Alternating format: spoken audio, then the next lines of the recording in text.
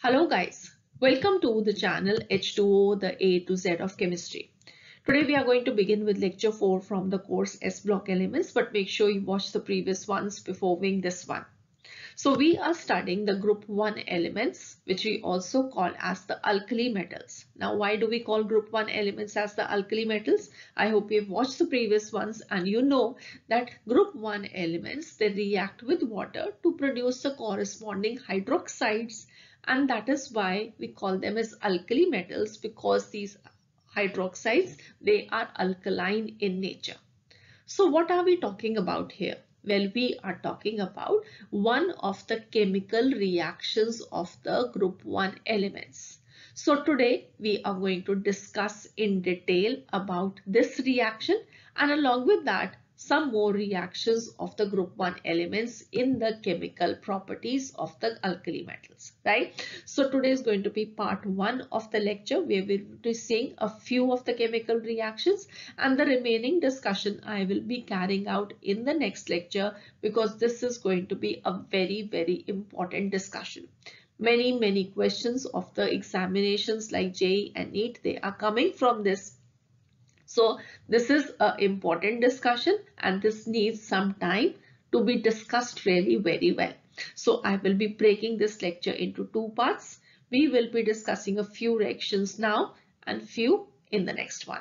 And at the end, there are going to be some lecture review questions for you people so that you can understand how much you gained from this lecture, and also you will be able to see what are the various types of questions which have been coming in the examination from our discussion today. So let us begin the learning. I am Dr. Ritu Johar from the channel H2O, the A to Z of chemistry, and I hope you're going to enjoy your learning with me. So in the chemical properties, the first and foremost thing that you people have to learn is that the alkali metals, they are highly reactive in nature. Now, why are they highly reactive in nature? First of all, they have low ionization enthalpy. They can lose their valence shell electron very easily to form the corresponding cation. They have low heat of atomization. The metallic bonds, they can be broken very easily, and they have high heats of hydration.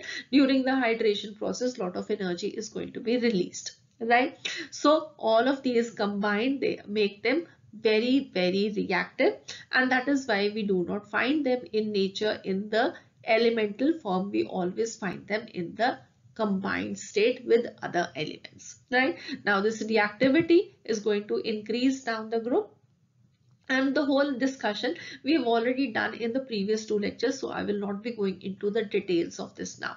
I hope you have watched the previous two lectures. So I directly come up to the first property, that is going to be the reaction with oxygen, and this is a very important reaction that you people have to learn.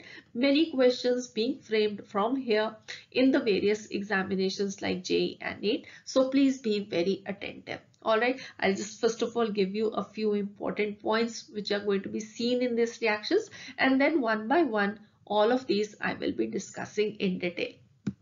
So the first thing is that when these elements, they are going to be heated moderately in a limited air supply, all of these alkali metals, they form the normal oxides, that is M2O. But when we are going to burn them freely in air, when the air supply is more, when the oxygen is more, then they will be forming those compounds which are going to be more stable for them. Lithium is going to form its monoxide, that is Li2O. Sodium forms peroxide, that is going to be M2O2, and the other metals, they will be forming the superoxides, that is MO2. Alright, and in these superoxides we will be getting O2 negative ion, right? O2 negative ion. There are going to be two oxygens sharing one negative charge. That is what we mean over here, the O2 negative ion. Otherwise the oxide ion, that is going to be O, just okay. So oxide ion is O with a 2 minus charge on it, and superoxide is two oxygens with one negative charge on it. So the superoxide ion, this is going to be stable only in the presence of large cations like potassium, rubidium and cesium, and the oxides of the alkali metals, they are ionic in nature. Alright, so these are the important points that you have to remember, and we will be discussing them, all of them in detail, seeing all the chemical reactions taking place. So the first element that we will be discussing reacting with oxygen is going to be lithium. So lithium, well, this is going to react with oxygen to form Li2O, that is going to be lithium monoxide or simply lithium oxide. All right. So only lithium monoxide is formed. We have seen that the others, they will be forming peroxides, superoxides, but lithium, this forms only lithium monoxide. Why only lithium monoxide is formed? Well, this is because of its extremely small size. So extremely small size means it is going to have a strong positive charge around it, and this strong positive charge is going to attract the negative charge of the oxygen towards itself. So it is going to restrict the spread of the negative charge to other oxygen atoms, which we see in the case of the peroxides and the superoxides. So we see that lithium is going to form only lithium monoxide, or to a small extent you can say a very small portion of it may be forming lithium peroxide, but that is going to be very low.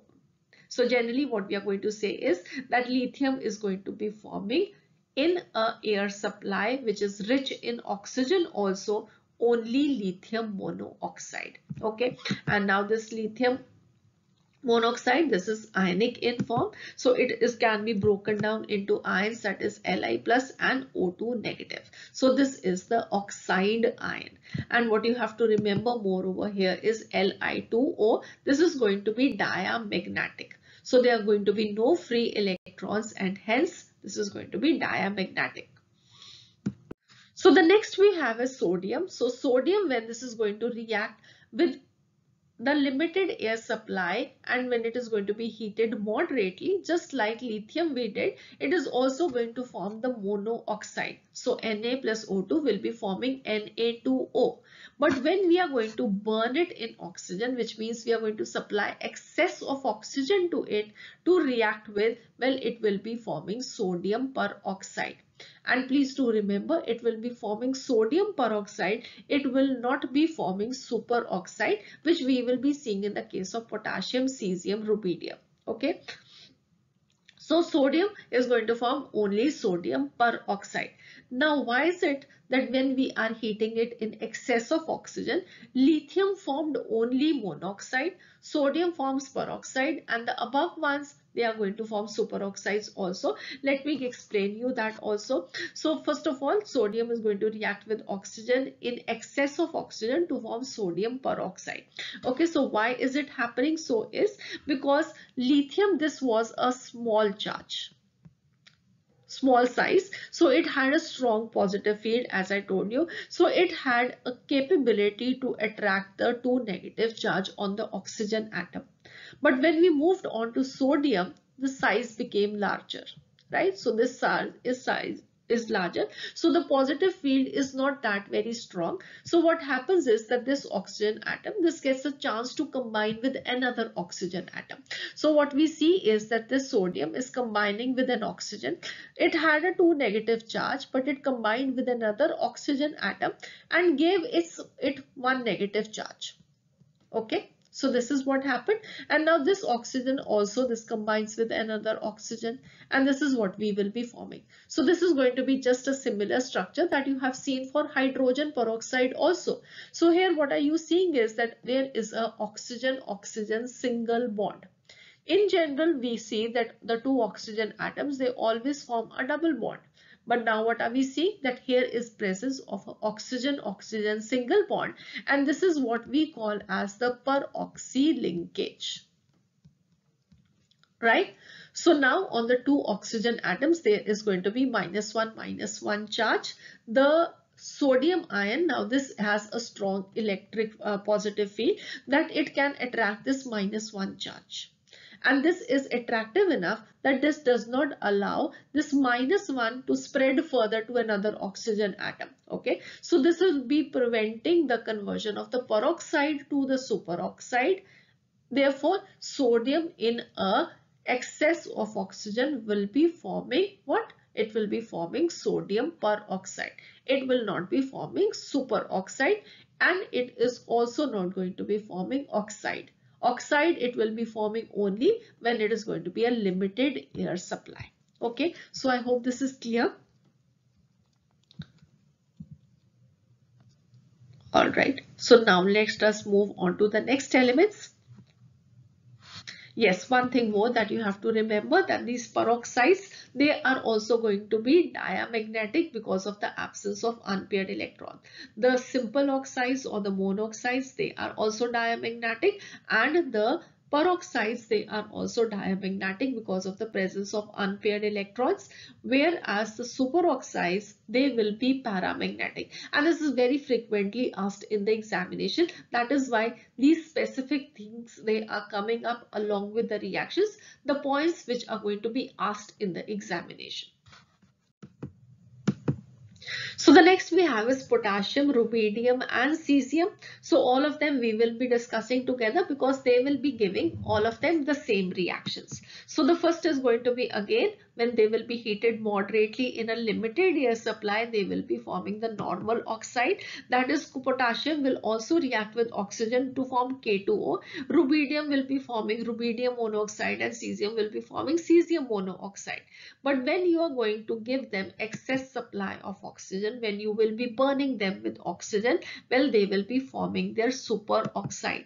So M plus O2 will be MO2. So here what you can see is MO2 means that this is going to be M positive and O2 negative. Right, so this will be +1, this will be -1. So now what is happening is two oxygens which are sharing -1 charge. So on each oxygen it is -0.5 charge. Right, so what has happened is, from peroxide we have formed the superoxide ion, and again that is because now these potassium, rubidium and cesium ions, they are larger in size. So the positive field around them, that is not going to be very strong enough to prevent the conversion of the peroxide to the superoxide. So here that is why we see the formation of the superoxide ion.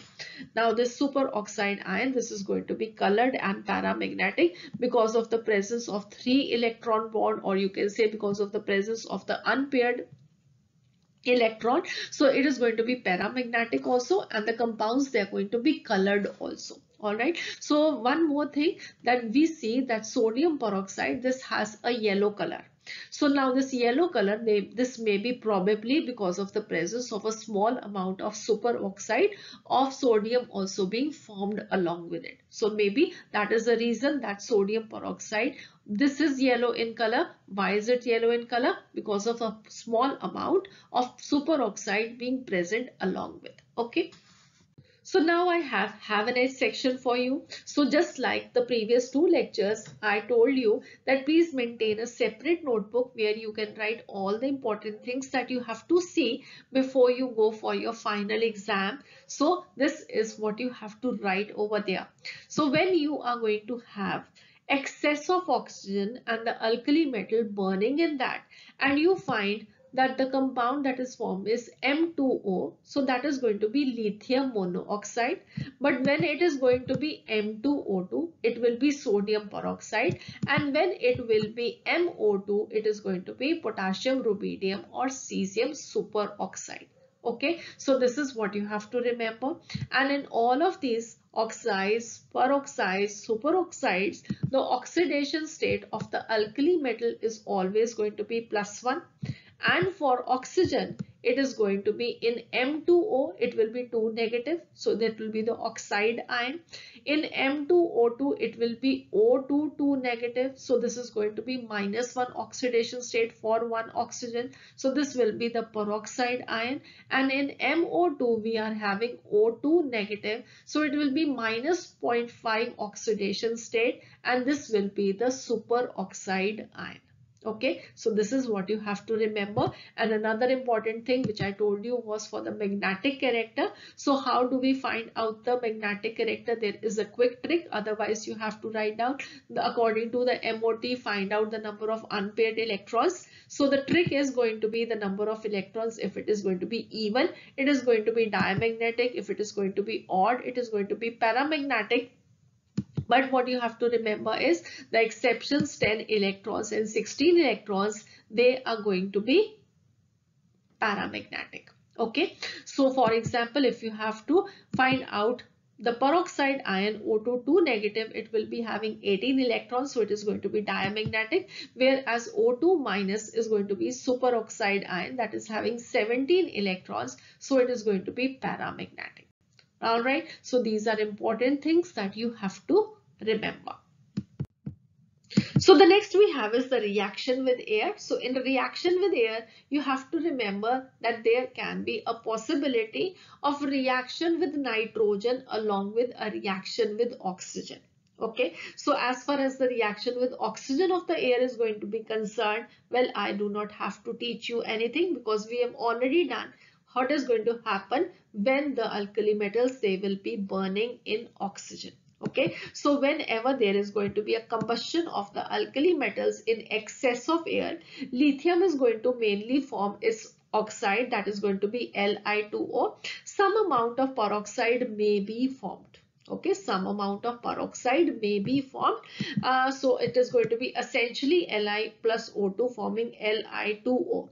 But when it is going to be sodium, sodium will be forming sodium peroxide Na2O2. Some amount of sodium superoxide may be formed, but whereas potassium, cesium and rubidium, they are going to be concerned, they will be forming the superoxide only, that is MO2. Okay, so potassium superoxide, rubidium superoxide and cesium superoxide will be formed in the excess of air. Now, under appropriate conditions, the pure compounds M2O, M2O2, MO2, they can be prepared for all of these. The stability of the peroxide or the superoxide ion, this increases down the group as the size of the metal ion increases due to the stabilization of the large anion by large cation through the lattice energy effects. So what do we see? Down the group, the peroxides and the superoxides, they are going to be more stable because the size of the cation is also going to increase, the size of the anion is also going to increase, and both of them, they are able to stabilize each other. Okay. Now, one thing more that you have to remember is that we are studying that these are reacting with the oxygen of the air. When they are reacting in oxygen of the air, very frequently a question is asked that the alkali metals, they are silvery white, they tarnish in air. So why do they tarnish in air? Because of the formation of their oxides. So on the surface of the alkali metal, an oxide layer is going to be formed and they are going to turn dull gray in color. And that is why we do not store the alkali metals which are so very reactive in open. We store them under kerosene oil, okay, so that they cannot contact the air, react with it and form an oxide layer and get tarnished. So now I want you to write down this order of stability of the oxides, the peroxides and the superoxides in your Havanite section notebook also, because again I want you to revise that before you go for your examinations. Okay, so what do you have to remember? First of all, the order of the size of the cations is going to increase down the group from lithium to cesium, and the order of the size of the anions is going to increase from oxide to peroxide to superoxide. And here I have added one more, that is O3 negative. This is the ozonide ion which we get from ozone. Okay, and why I have added it over here is because I was just scanning the NTA mock test papers and I found a question on potassium ozonide. So that is why I just wanted to add this up over here for you people. Okay, so this is going to be the order of the size of the anions, and what we are saying is that when the size of the anion is going to be large, it will be stabilized by a larger cation. Okay, so how you can remember this? I have a very small little trick for you people. So friendship is always between equals. If you look at a playground, children playing in the playground, what you will find is that small children will always be playing with small children, and the big ones, they will be always playing with the big ones, right? So friendship is always between equals. So similarly, a small cation is going to be happy playing with a small anion, and a large cation is going to be happy playing with a large anion. So they will be good friends with each other. They will be stable with one another. Okay, so if in your examination you are asked the order of the stability of the oxides, okay, so what will be it? Well, it is going to be that lithium ion, this is small cation, and oxide ion, this is a small anion. So both of them, they will be stable together. Okay, so maximum stability will be for Li2O, then Na2O, then potassium, rubidium, and cesium. But if it is asked the stability of the peroxides, it is going to be the reverse order, because the peroxide, this is going to be a larger anion. So a larger anion is going to be stabilized by a larger cation. So cesium peroxide will be the most stable and lithium peroxide will be the least stable. Okay, then we move on to the superoxides. So superoxides, it will be again a large anion, so it will be stabilized by a large cation. So cesium superoxide is more stable and lithium superoxide is going to be least stable. In fact, we hardly see any of lithium superoxide. Okay, and if we are going to talk about the stability of the ozonide ions, it is going to be again what? Which will be stable? Sorry, it will be cesium ozonide, that will be more stable because of its large size. Again, what you will be seeing is hardly any of the lithium ozonide or sodium ozonide will be formed. We generally are going to see it will be as potassium, rubidium, and cesium ozonides that will be formed. Now talking about the question which had come in the NTA questions that I was seeing, it was that potassium ozonide, this on decomposition gives what? Okay, so on decomposition, the ozonides, they are going to give the corresponding superoxide and oxygen is going to be released. So this is what had been asked. So I just mentioned that over here as well. And well, one more thing which I can show you over here is, all right, so these oxides and the peroxides, you will find them to be white in color. If there is going to be some color in the compounds that we will be seeing, for example, I told you that sodium peroxide, this is yellowish in color. It may be presence of some superoxides in this. That is why they are showing the color. All right. Now the superoxides, they are going to be yellowish or yellow orangish in color, and whereas the ozonides, they will be reddish in color. That is why I just put these colors over here so that you can just remember looking at them as well. Okay. So now let us talk a bit more about these oxides, peroxides, and superoxides. I'm not telling you anything extra over here, do not worry. If you look at your NCERT textbook, you will be seeing two separate headings. One are going to be the chemical properties of the alkali metals, and second are going to be the characteristics of the salts of the alkali metals. So now we have just done the reaction of the alkali metals with the oxygen, right? So oxygen, what is it forming? It is forming oxides, peroxides, and the superoxides. So simultaneously we are discussing about these compounds also, so that you have a just complete understanding at one place only. Okay, so we have these oxides, peroxides, and superoxides being formed by the reaction of the alkali metal with oxygen. Okay, and what you are going to see is when these oxides, peroxides, and superoxides, they are going to react with water, all of them, they are going to be forming the corresponding hydroxide. Whether it is an oxide, it is a peroxide, or a superoxide, all of them, they will be forming one common thing, that is going to be the corresponding hydroxide. Along with it, what is going to be formed? That is going to be different. Okay, so first of all we have the oxide. So whenever the oxides, they are going to react with water, they will be forming the corresponding hydroxide. So this is MOH, because this is highly ionic in nature in the aqueous solution, so we will be always seeing it as M positive and OH negative. That is why it has been written over here this way. Okay, and then we are going to have M2O2, the peroxide. When this is going to react with water along with the hydroxide, what is going to be formed? It will be hydrogen peroxide that will be formed. And when it is going to be the superoxide is going to be reacting with water, again hydroxide is going to be formed, but along with that hydrogen peroxide and oxygen is going to be released. Okay, so these are what we will be getting for oxide, peroxide and superoxide, all of them forming the corresponding hydroxide. In case of peroxide, hydrogen peroxide is going to be released. For superoxide, it will be oxygen along with the peroxide that is going to be released. How you can remember these reactions? Well, I'm going to just now tell you that, but before that, just one more point that I want to add up. And that is going to be that we just now said that alkali metals, when they are going to be present in dry air, what they will be forming is the corresponding oxide.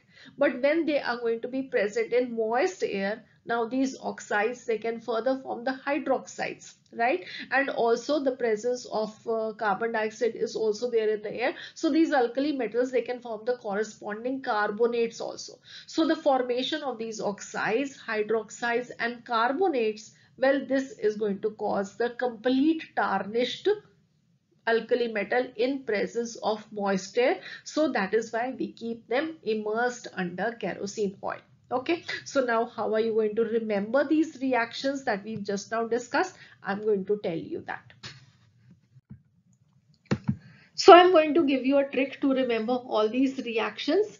Rather than mugging up the reactions, just see how these reactions they take place, and at the end, well, you will not have to mug up these reactions, because there are going to be so many reactions that you will be learning in organic chemistry. If you look at their mechanisms, just like organic chemistry, if you learn the mechanisms, well, it is very easy to understand what is the product being formed. Similarly, in inorganic also, if you understand what is happening in the reaction, well, it is going to be very easy writing of the products. Okay, so the first one we have is the oxide reacting with water to form the corresponding hydroxide. For example, we have lithium oxide reacting with water to form lithium hydroxide. Okay, so how are you going to remember the reaction is break this into ions. So lithium oxide is going to break up into Li positive and O2 negative. Water is going to break up into H ions and OH ions. So positive, just combine it with the negative. What you will be getting is LiOH. And H ions on reacting with the oxide ions, they will be forming water. Okay, so water is on both sides. That is why it has not been written. You may write it on the product side, or because it is Li positive and OH negative, so you can understand that this is a dissociation of the hydroxide that is taking place in its aqueous solution. So whenever there is going to be a hydroxide, please do remember there is always going to be water along with it. Okay, so whenever just simply a hydroxide has been written, just remember that it is always going to be its aqueous solution. So it is water along with it. Okay, now uh, the next reaction we have to do is that of the peroxide. So in the peroxide, along with the hydroxide, H2O2 is also being formed. So how are we going to remember this? Okay, so again we will be breaking up into the ions. So first of all, we have taken the example of sodium peroxide. So sodium peroxide is going to be forming Na positive and O2 two negative ions. So we have Na always with the +1 oxidation state. Okay, so +1 means 2 of sodium ions and O2 with a 2 minus charge on it. Now O2 2 minus means it is going to be on one oxygen a negative charge, right? -1 charge. So you can simply write this as Na plus O negative Na plus. So this is how you are going to get it. Okay, and then you have H and OH ions. So simply with the positive write the negative. So you will be getting NaOH, NaOH, and the oxygens, they are negative. So it is going to be H and H, and this peroxy linkage is going to remain there. Okay, so it is the hydrogens which has combined with the negative oxygen, and what we are getting is going to be H2O2.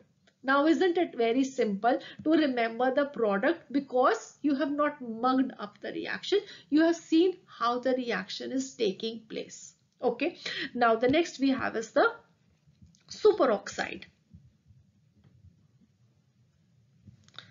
So for the superoxide, again, you have to remember the product, what is going to be formed. Hydroxide, you all know that it is okay. Now, along with that, H2O2 is also formed and oxygen is also formed. The probability of your remembering the reaction at the end of class 12 is going to be less. Okay, so how are you going to learn it? No, you're not going to mug it up. You are going to see the mechanism that is going to take place. Okay, so again, the example that we are taking over here is potassium superoxide. Break it into ions. So breaking it into ions, what you get is K positive and O2 minus. Now on each oxygen, we have how much charge? 0.5 minus charge. And 0.5 charge is not a, we do not have fractions reacting. So what are we going to do is we are going to make a whole number of it. So what we do is simply we take K plus O2 minus and multiply this by 2. Okay, so what you will be getting is 2K plus and you will be getting is 2 oxygen, right, and minus. So now this is going to be 2 oxygens with how much negative charge? 2 negative charges on it. Okay, so what you're going to simply break it is up into is oxygen and O2 with the 2 negative charge. So these are the compounds that you can always see. This is going to be oxygen and this is the again peroxide ion. So this is now possible because here we have 2 K positive. So it is going to be K, O and K. Again that will be formed and this is oxygen that is going to be released along with. So this is again a positive, a negative, a negative. So you can react the OH with this, react the OH with this. What you will be getting is KOH, and with the H positive with this, the H positive with this. So this is going to give us hydrogen peroxide, right? So this is how the product is going to be formed. KOH, H2O2 and oxygen. So here what you can remember over here is what is happening to the superoxide ion. The superoxide ion, this is breaking up into the peroxide ion and along with that oxygen is going to be evolved.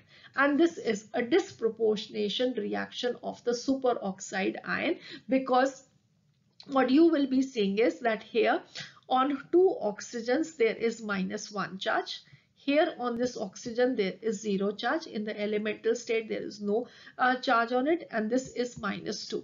So -1 going down to 0. This is going to be a reduction reaction and sorry, this is going to be an oxidation reaction. This is an increase in the oxidation number and -1 going to -2. This is going to be a reduction reaction. There is a lower of the oxidation number. All right. So such a reaction is called as a disproportionation reaction where one of the compounds is simultaneously undergoing oxidation as well as reduction. So this is another thing which you have learned in this reaction, which can be very helpful to the students who are appearing especially for JEE Advanced. So we had taken a break to learn more about the oxides and the peroxides and the superoxides, but what we were talking about was the reaction of the alkali metals with air. So we have seen the reaction with oxygen, the formation of the oxides, the peroxides and the superoxides, and what is more in air? There is nitrogen which is present in air. So we are going to see the reaction with nitrogen. Now, as far as the reaction with nitrogen is concerned, it is only lithium which can directly combine with the nitrogen of the air. Okay.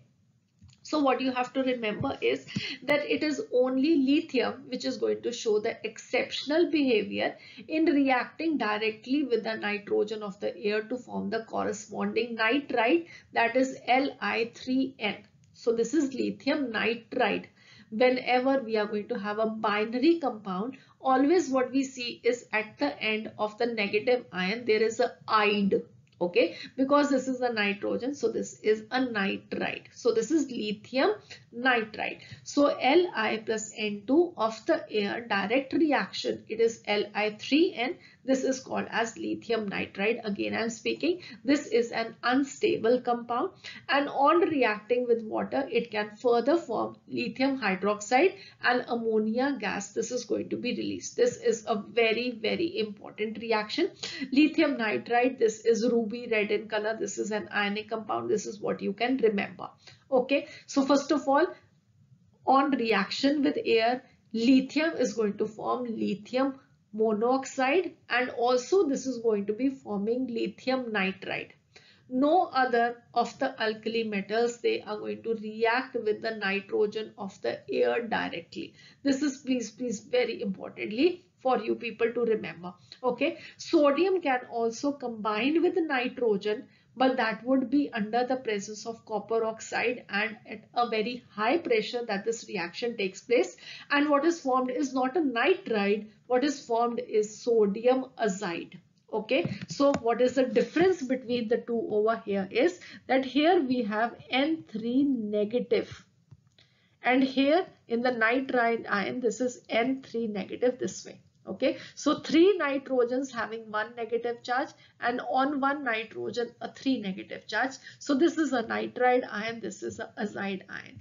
Now the sodium azide, this is again very important because this is used in the airbags in the cars. Okay, so to prevent any mishappening taking place during a collision, the salt that is placed into the airbags, that is sodium azide, because this very quickly this can release nitrogen. Okay, and the nitrogen which is going to be released over here is in a very pure form. You will be studying about more of this in the P block elements group 15 when you will be learning about the preparation of nitrogen. Okay, so I have just written down this reaction over here because this finds its relevance in group 15 in class 12th. But we have to give the examination after 12th, we have to learn 11th, we have to learn 12th. So I have just put this along. I'm not giving you any extra reactions. Just remember what all is important for your examination. That is what I'm discussing with you people so that you can give your best preparation. So it is going to be lithium that is going to be reacting directly with the nitrogen of the air. No other alkali metal is going to do that. Okay, and then we have sodium which can react with the nitrogen but at a very high pressure in presence of copper oxide to form sodium azide, which is used in airbags. Yes, so we can write that, we should not miss that out. Okay, so this is finding its use in the airbags for the release of nitrogen. Okay, so that you do not forget this reaction, I have just put this in the form of a question for you people, that an alkali metal M, this forms a compound X in air, which on reaction with water, this forms a compound Y and ammonia gas is released. What are M, X and Y? Okay, so the reaction you now already know that the alkali metal is going to be lithium, because it is only lithium which is going to react with nitrogen of the air to form ammonia gas. Okay, so lithium is going to react with nitrogen to form lithium nitride, which is on reaction with water is going to form lithium hydroxide, and ammonia gas is going to be released. No other is going to do this reaction. Okay, so very importantly, please remember this as a very important distinguishing feature. This do come in the examination. Okay. So the next reaction is going to be the reaction towards water, or the reactivity towards water. So this is the reaction I was referring to at the start of the lecture. The group 1 elements, they can react with water to form the corresponding hydroxides. And these hydroxides, they are strongly basic, they are alkaline in nature, and hence we call the metals to be alkali metals. So the alkali metals, please do remember, they react with cold water to form hydroxides because they are highly reactive in nature, and along with the production of the hydroxides, dihydrogen, that is H2 gas, is going to be produced. So M plus H2 is going to form MOH and H2. So this is going to be very important, and in fact this is one reaction that you have already studied if you have done the course on hydrogen. Alright, so in the preparation of hydrogen you have studied this reaction in detail. The metals react with cold water to form the corresponding hydroxides and hydrogen. The metals, they react with hot water or they react with steam to form the corresponding oxides and hydrogen.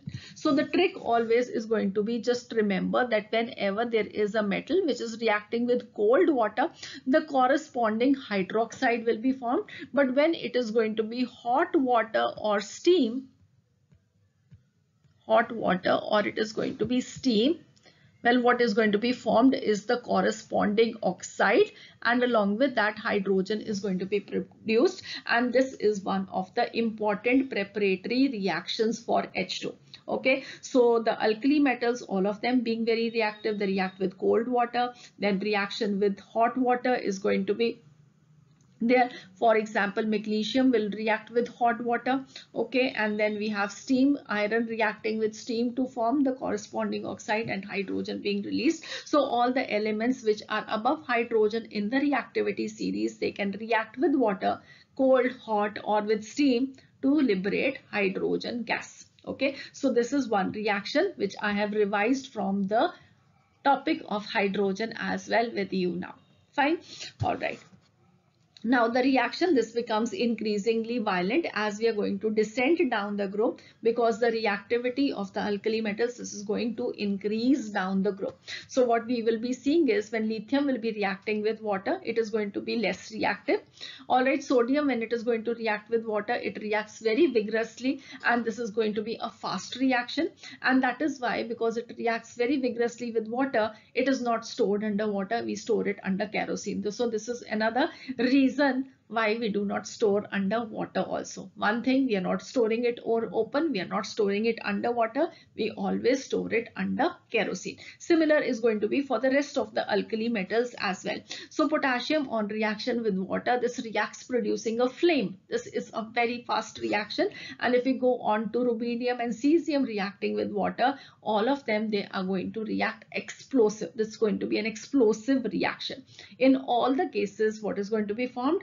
The corresponding hydroxide and hydrogen. Okay. Now, one very important thing related to this reaction of the alkali metals with water, a very important question that is very frequently asked, that is going to be that although lithium, this has most negative electrode potential value of minus 3.04 volt, its reaction with water is less vigorous than that of sodium, which has the least negative electrode potential value of minus 2.714 volt among the alkali metals, and you have to explain why. Okay, and the electrode potential values which I show to you, these for all of the alkali metals, you can see lithium and sodium, the values that have been mentioned above, and from sodium to cesium, these values, the negative values, they are increasing from sodium to cesium. Lithium, this has exceptionally high, right, negative value of minus 3.04 volt. Now the answer which is also given in your NCERT textbook, these are the lines which I have taken from the NCERT textbook only, and the answer which is given to this is that lithium, this has a very small size and high hydration enthalpy, and that is why the reaction of lithium with water is less vigorous, whereas other metals of the group, they react explosively with water. Now, do you make any sense out of this? First of all, you tell me. Well, can you understand this? Well, I do not think it is, but everywhere you will be finding this explanation and you will be puzzled, what do we mean by all this? So I'm going to try my level best to explain you people what we mean by this, and then I think you will have a clear understanding, and the better understanding is going to be when you will be studying electrochemistry in class 12. Then everything is going to be very crystal clear with you, because then you will be studying about these electrode potential values, their significance, what all of this mean. Then it is not going to be a problem. But in class 11th, yes, it is going to be a problem, because you've not studied what these standard electrode potential values they mean. But what you have studied is the redox reactions. You know what do we mean by oxidation reduction reactions. So I will bring your understanding to that level and then explain you what is happening in this reaction over here and what are we meaning by these lines. Okay. Although I will not be going into the details of the standard potential values, but I just want you to look at this table and see that here it is written standard potential E naught. This is the short form that we will be using for writing standard potential per volt. This is going to be in the units that we have for these values, and this is for M plus slash M. So what I want you to notice over here is that these values, they are for M plus slash M. So what do we mean by this M plus slash M? What this means is that we are converting this M plus to M, right? And how will we convert M plus to M? Obviously by the addition of an electron. Now addition of an electron means what? Well, this is going to be a reduction reaction, because gain of electron is what we call as reduction. So what we can understand over here is that this is the reaction that is taking place, and for that we have measured some value which we are calling it as the standard potential value, and because it is a reduction process that is taking place, so we can write it as standard reduction potential E naught red. Alright, so this is the short form for reduction process that is taking place. Agreed? We can do that. Alright, now if we do the converse of it, what would that mean? It would mean M slash M positive. So M to M positive. So this means M minus 1 electron will give us M positive. So this is what? This is a metal which is losing an electron to form the cation. So what would it be? A loss of electron? It would be the oxidation process. And for this, if we find out the values, we can write those values as standard oxidation potential. So we will write that as short as E naught oxidation per volt. Okay, now these values, they are given to you for the process M positive to M. So these values, they are all standard reduction potential values. But if we want to convert these standard reduction potential values into standard oxidation potential values, what you can see is that these two processes, they are just the reverse of each other. Adding an electron to M positive, you would be getting M, and removing one electron from M, you will be getting M positive. So similar is the case with these values also. Alright, so if the standard reduction potential value for lithium is minus 3.04 volt, the standard oxidation potential will be having the same numerical value but with the opposite sign. That is only what will be the difference. So what this means is that standard oxidation potential value is going to be the negative of the standard reduction value. Okay, I hope this is clear. Alright, now what we are saying is that we have lithium to be having the highest negative electron potential volume. Okay, so just understand that over here what we mean by standard reduction potential value is that this is representing a tendency to gain electrons, and standard oxidation potential value, this is referring to the tendency to lose electrons. So highest negative reduction potential would mean at least tendency to get reduced. Why the least tendency to get reduced? Because this is the highest negative value, and the highest negative value, this is the smallest value, right? So you know from your maths that minus 3 is less than minus 2 and minus 2 is less than minus 1. So if this value is minus 3.04, this means this is the least value. Least value of what? Well, least value of the standard reduction potential. So least value of standard reduction potential would mean the least tendency to get reduced or the least tendency to gain electrons. Right? Now, if an element, this has a least tendency to gain electrons, means that it would be having the highest tendency to lose electrons, right? Because it does not want to gain. What does it want to do? Well, it would be wanting to lose electrons. So what this means is that we will be having the highest positive electrode potential value for oxidation to be the maximum tendency to get oxidized. Okay. So because this is minus 3.04, the opposite, the plus sign of this will give us the standard oxidation potential value, and this would, if you just put all of these to be plus, which will be the highest positive value, again this will be for lithium.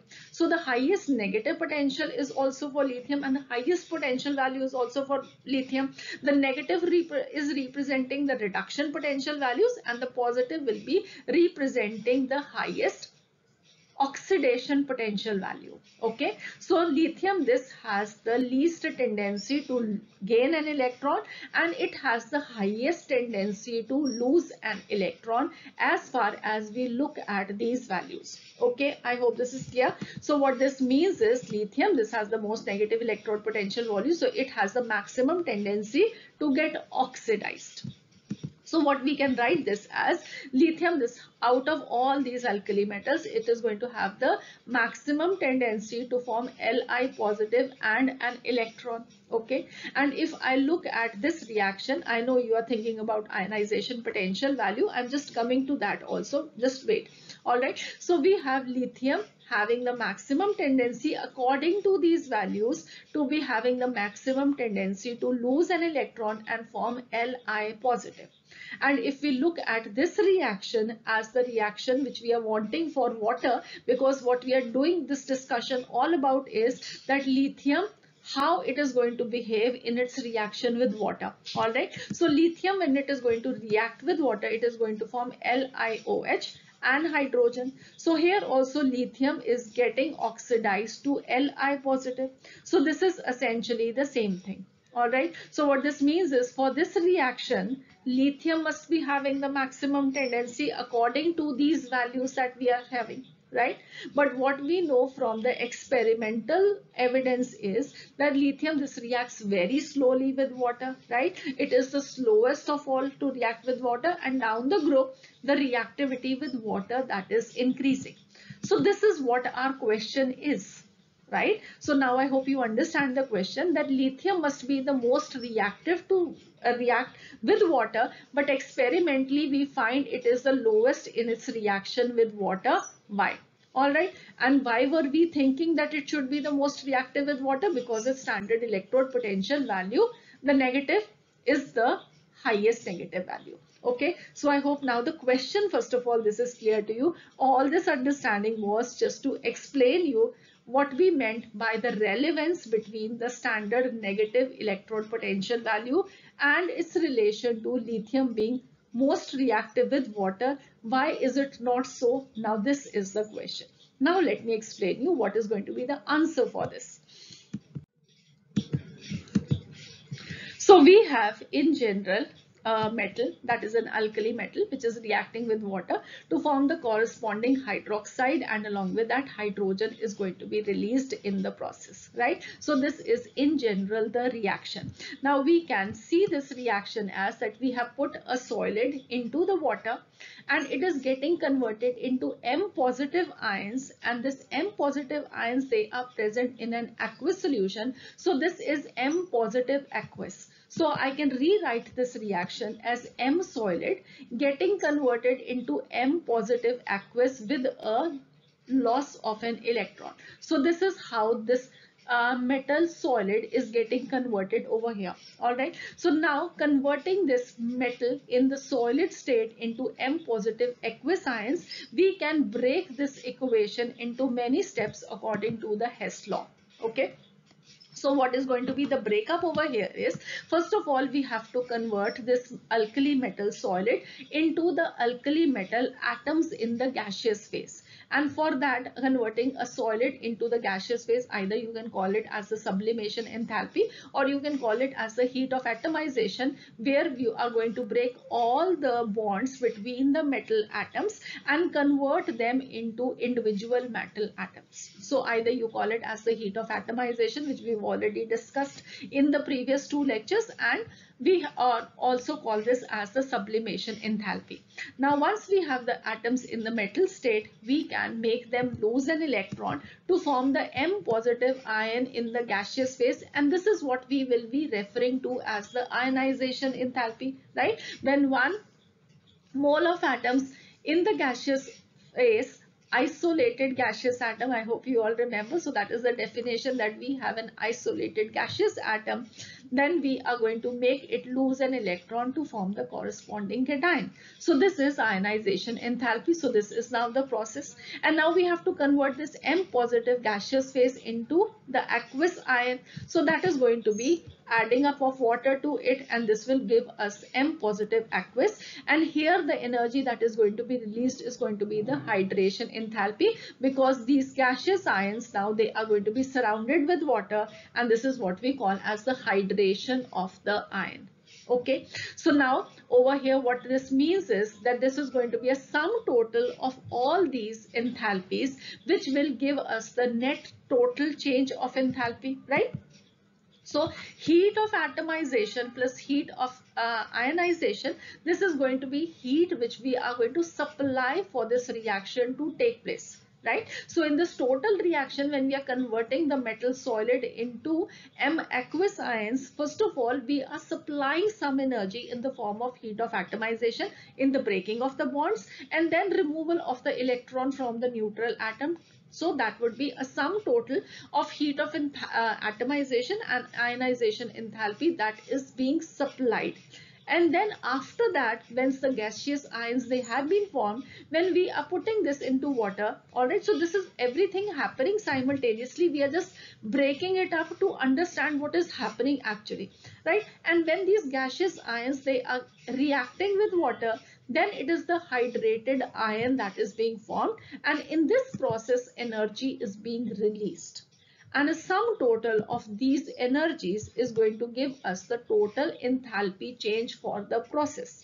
Okay, so this total enthalpy change for the process, this is giving us an understanding of how this reaction is taking place, or what we saw was that we had that standard electrode potential values which were giving us an understanding how that reaction is taking place. Okay, so these both of these two, they are essentially going to be similar to each other.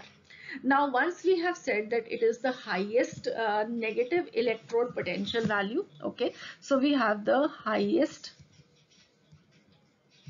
negative E0 value for the reduction process, right? This is also giving us an understanding how easily the metal solid is getting converted into M positive aqueous, and also the total enthalpy change which is taking in the process, that is also giving us an understanding how M positive is getting converted into M positive aqueous. Okay, so essentially both of these, they're giving us the same thing, so you can understand this as one thing only now.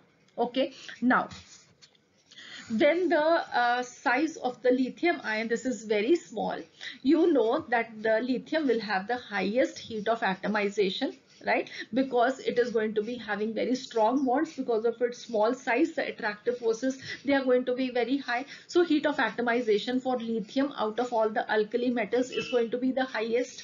Then ionization enthalpy, again because of its small size, that is also going to be the highest, but also because of its small size, the hydration enthalpy is also the highest, right? Because water molecules, they can again strongly get attracted to the small positive charge of lithium.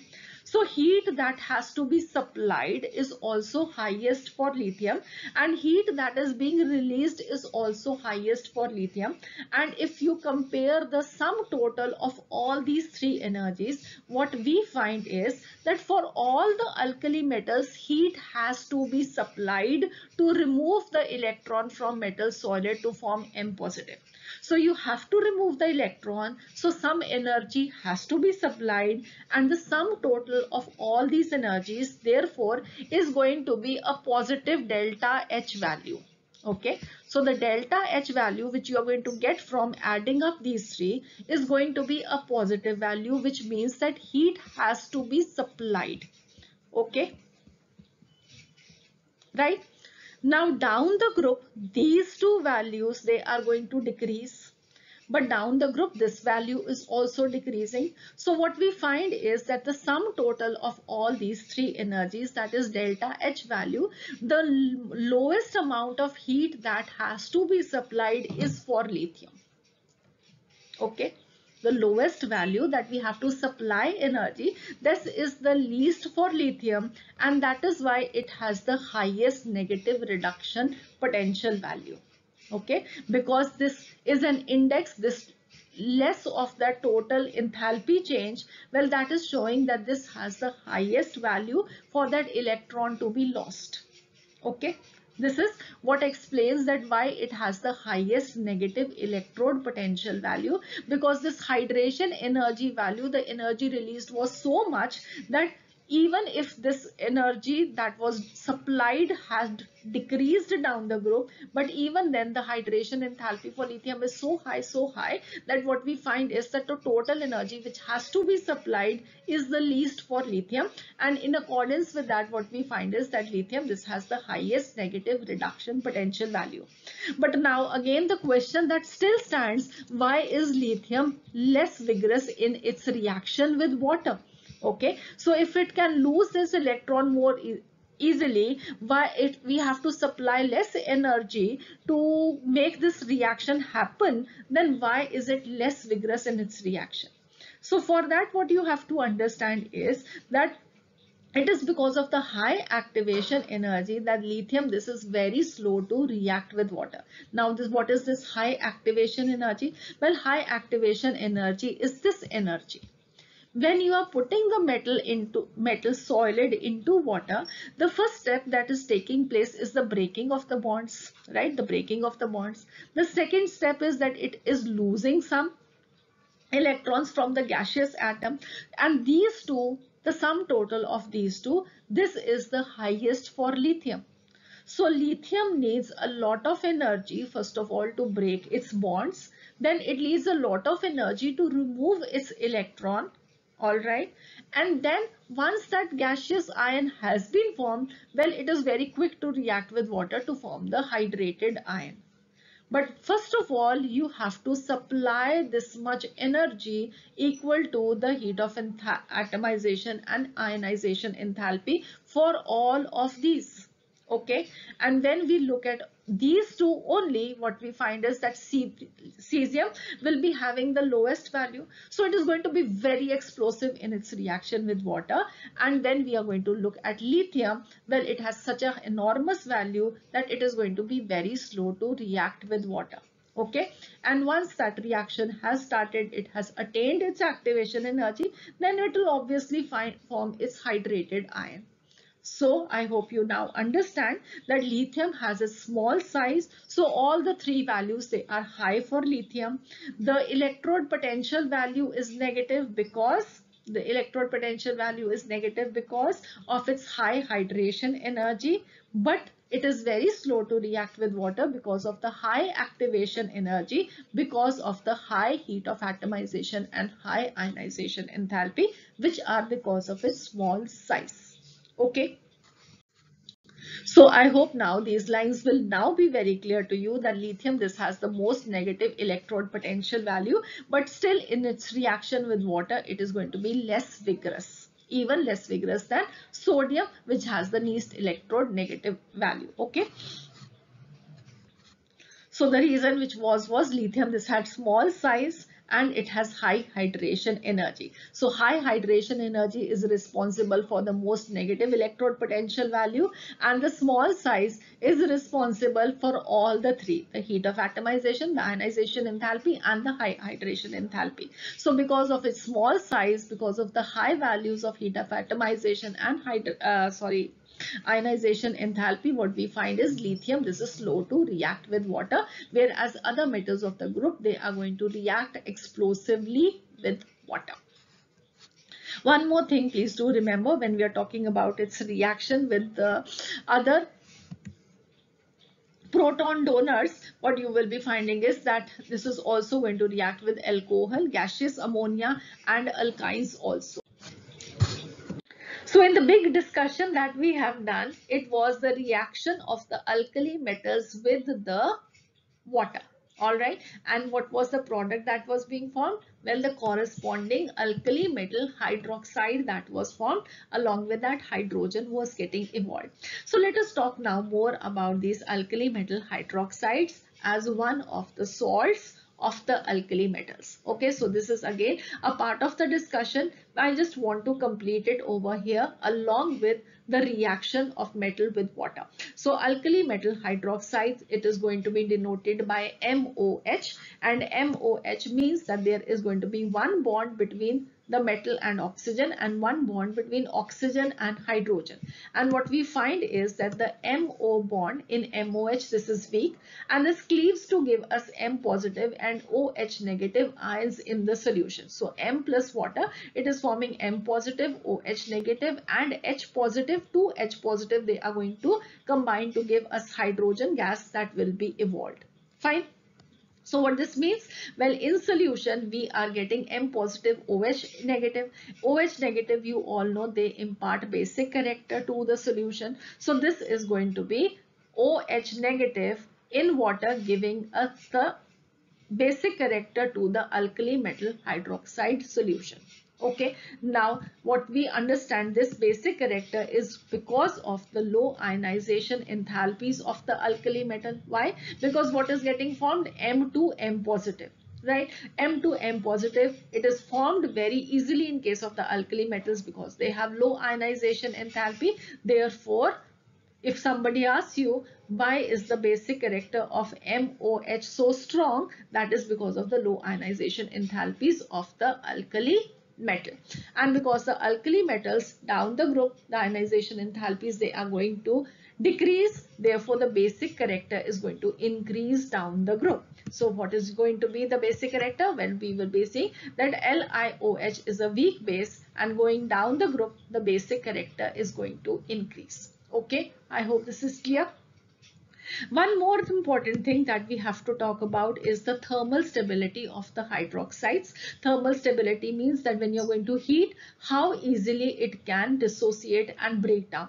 So what you will find is that the thermal stability of the hydroxides, this is also going to increase down the group. Okay, so if I write the order of the stability of the hydroxides, lithium hydroxide, this is the least stable, and cesium hydroxide, this is going to be the maximum stable. Lithium hydroxide will decompose on heating, whereas hydroxides of the other alkali metals, they melt without decomposing, and therefore they are good conductors in the fused state. So in the fused state, in the molten state, they are going to act as good conductors of electricity. Okay, so this is again one important use. So what do you remember? That the alkali metal hydroxides, the basic character is increasing down the group, and similarly the stability of the hydroxides is also going to increase down the group. Now, one more thing which I want you to remember is the order of the solubility of the hydroxides.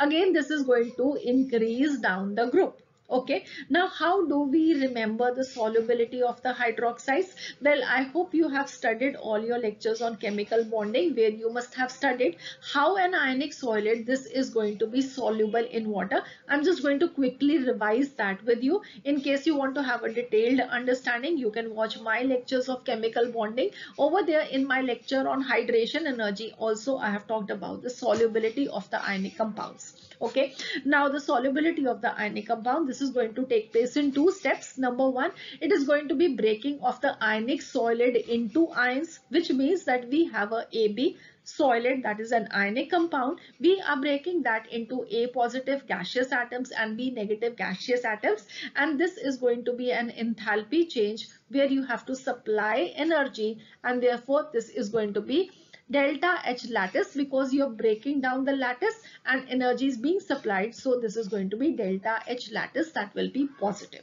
Okay, and the second step is going to be the solvation or the hydration of the ions. So we will be having the A positive gaseous ions getting hydrated by water to form the A positive aqueous ions, and the B negative ions also getting hydrated by water to form the B negative aqueous ions, and for this it is going to be delta H hydration, and this energy is being released, so this is going to be negative. Okay, now another thing that you have to remember is that the solubility, this is inversely proportional to lattice energy, because more is going to be the lattice energy, more difficult it is going to be breaking of the solid into the ions, and therefore it is going to be less of a solubility. And solubility, this is directly proportional to hydration energy, because more easily the ions they can get hydrated, more is going to be the solubility. And both the lattice energy and the hydration energy, they depend upon charge density, and charge density is what? It is charge over size. right?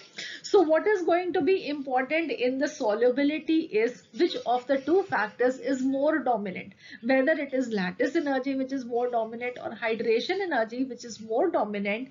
But in general, the way which you can remember is that the solubility is going to be more. This is just a simple trick that I have developed, that you will be seeing that whenever the difference of the cation and the anion is more, okay, so whenever the difference of the cation and the anion is more, the solubility is going to be more. If we have a small cation and a large anion, or we have a large cation and a small anion, in this case the solubility is going to be more, okay. And we consider the hydroxide ion over here to be a small anion. So this is what you can remember for the various trends that you will be learning for solubility. So a hydroxide, take it to be a small anion, and cesium, this is large. So large and small is going to give you the maximum solubility. So this is how you can remember this trend also.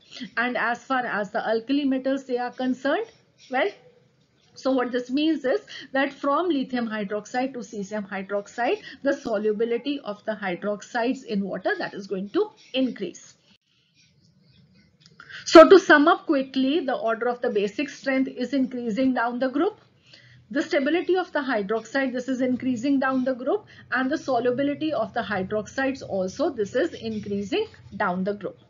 The hydroxides, they can be obtained by the reaction of the oxides with water, and these are all white crystalline solids, so all of them, they will be white colored and crystal structures. All the alkali metal hydroxides, they are the strongest of all bases. They dissolve very freely with water with the evolution of a lot amount of heat because of the high hydration energy, okay. So finally, we come up to the end of this discussion. We are going to look at the lecture review questions. So you are going to see how much you have gained from this lecture, and all of these questions, they are from the previous year JEE and NEET examination, and some may be from other competitive examinations as well. Okay, so the first question is, which of the following liberate oxygen upon hydrolysis? It is Pb3O4, KO2, it is Na2O2, Li2O2, and this is a question which has been given in the JEE Advanced 2020 examination. Alright, so this is the latest question that we have from JEE Advanced, and I hope you now know the answer to this. The second question on combustion of lithium, sodium and potassium in excess of air, the major oxides formed respectively are, and the choices they are given to you, and this is a question from the JEE Mains 2020. Now the next question is the metal that forms nitride by reacting directly with N2 from air. This is potassium, lithium, rubidium, cesium, and this is a question which was asked for the JEE Mains 2019 examination. The next question we have is a metal on combustion in excess air forms X.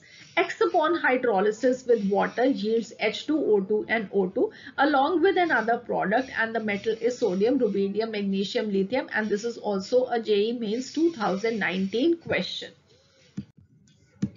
Finally, I come up to the last question. This is a Kerala PMT 2007 question, and the question says potassium superoxide finds use in breathing equipment and safeguards the user to breathe in oxygen generated internally in the apparatus without being exposed to the toxic fumes outside. The supply of oxygen is due to the slow decomposition of KO2, reaction of superoxide with moisture in the exhaled air, the reaction of KO2 with carbon dioxide in the exhaled air, and the choices are 1, 2, 3, all are correct, 2 and 3 are correct, 3 only is correct, 1 and 2 are correct, and 2 only is correct. Alright, so I will be giving you the answer to this question because you do not know these reactions. So I'm giving you the reactions also for this, but for the remaining 4 questions, I would like you to put your answers in the comment box. Only then I will be giving you the correct answers to the questions. So the answer over here is, well, the correct option is B choice. Both 2 and 3 are correct. reaction of superoxide with moisture in exhaled air and reaction of KO2 with carbon dioxide in exhaled air. So we are going to see that exhaled air, this contains both moisture as well as carbon dioxide, which can be removed by KO2. How it will remove it? Well, KO2 on reaction with moisture, that means when it is going to react with water, it will be forming KOH and oxygen will be released. So this oxygen you can breathe in easily. All right. And next we have is KOH. This on reaction with carbon dioxide, this forms potassium bicarbonate. So carbon dioxide, this is not good for you, and potassium bicarbonate, this is not injurious to our health. So therefore the potassium superoxide, this finds use in the breathing equipment. This was important thing that I wanted to share with you. That is why I put it as a question. But the remaining four, please do answer, because that we have already discussed in detail. So that would be all for this lecture. I hope you've enjoyed your learning with me, and you are going to be looking forward for more of your lectures. The chemical properties part 2 will be the next lecture that we will be uploading, where we will be seeing some more reactions of the alkali metals, and then we will be talking about the salts also that are being formed simultaneously. A very important discussion coming up. So please do subscribe to the channel, click on the bell icon so that you get a notification the moment we put up the next lecture for you. See you again. Have a nice day. God bless you.